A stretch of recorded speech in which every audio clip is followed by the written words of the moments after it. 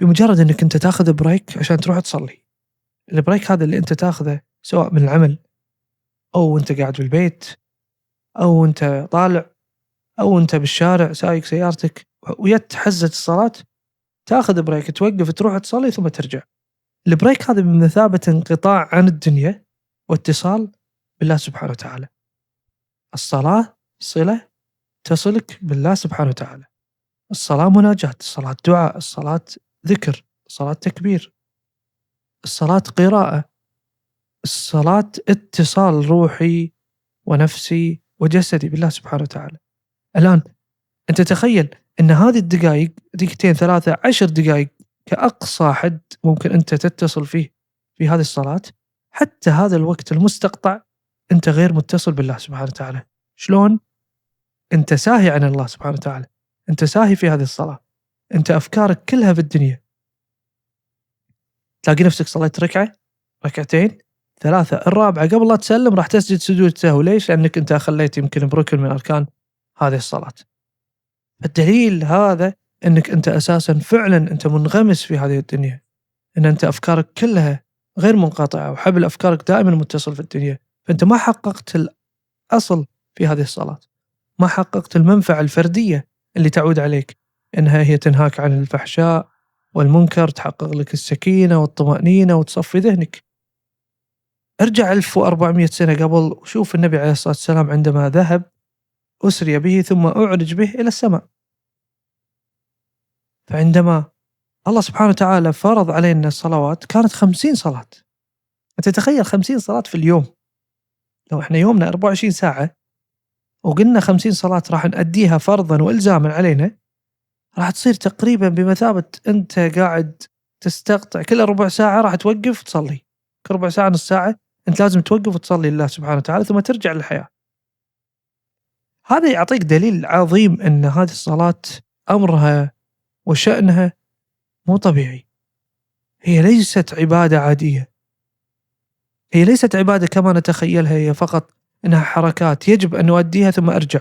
لا، الصلاة هي عبارة عن ممارسة روحية ونفسية وجسدية واتصال بالله سبحانه وتعالى كي أحقق فيها المنفعة في الدنيا والآخرة. أول منفعة أحققها هي العبودية. منفعة العبودية أنك أنت تكون عبد لله سبحانه وتعالى يجب أن تتصل به.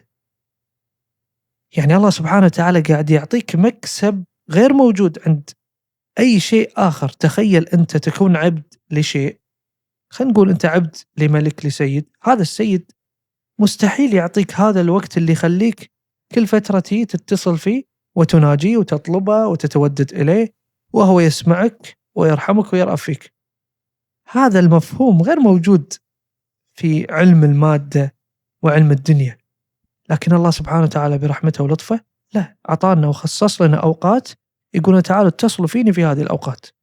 هذه الأوقات هي لكم، هذه الأوقات هي تحقق العبودية والاستسلام لله سبحانه وتعالى. ومو بس كذي، هي فيها منفعة ومنافع أخرى والحكمة منها كثيرة. أنت ممكن تستخرج الحكم من اليوم لباكر وما تخلص، لأن الله سبحانه وتعالى يقول وإن تعدوا نعمة الله لا تحصوها. النعمة الواحدة فيها نعم كثيرة. الصلاة نفسها فيها فائدة روحية، فيها فائدة نفسية، فيها فائدة جسدية، فيها فائدة حتى على مستوى أنك أنت تتصل فيها مع الجماعة، فائدة اجتماعية، أنك أنت تذهب إلى المسجد تخطو الخطى، أنك أنت تنقطع الانقطاع هذا لأنه يسلبك الدنيا، تسلبك من نفسك، فلذلك أنت تحتاج أنك أنت تاخذ بريك. والبريك هذا مو بس بريك عادي أنك أنت فقط تسكن وما تسوي أي شيء، لا بالعكس، أنت هذا البريك يعطيك نوع من أنواع، يعطي لنفسك نوع من أنواع السكون أفضل من اليوغا والخرابيط اليوغا والسباحة ولا الهدوء ولا الاستماع إلى موسيقى ولا رياضة ولا غيرها. لا، هذا شيء، هذه طقوس من الله سبحانه وتعالى، هو خصصها وكأنها إجراء بروسيجر معين بتوقيت معين وبحركات معينة، وقال لك هذه هي الفائدة الحقيقية اللي يجب أن تكتسبها بالمجان.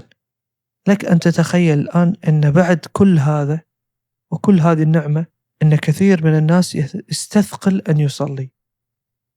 يكابر أن يصلي أو يتساهل ويتهاون في أمر الصلاة، ما يبي يصلي أو يؤخر الصلاة أو يعتبر الصلاة كأنها ثقل على كاهلة فيصليها وقت اللي يختار.